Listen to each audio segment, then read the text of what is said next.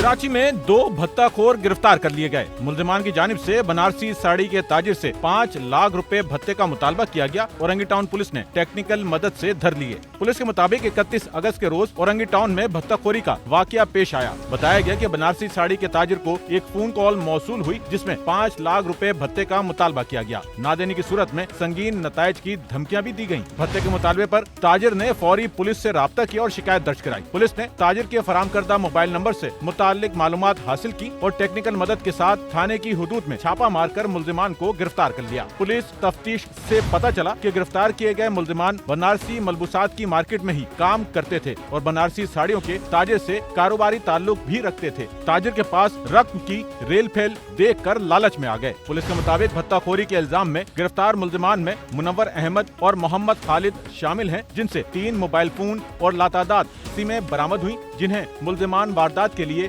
इस्तेमाल कर रहे थे। कैमरामैन अमीन के साथ Noman Rafiq, SNN Karachi. Sachal news network की वीडियोस में खुशामदीद। नाजरीन, वीडियो से मुतालिक अपनी कीमती राय का इजहार कमेंट बॉक्स में ज़रूर करें और चैनल को सब्सक्राइब करें।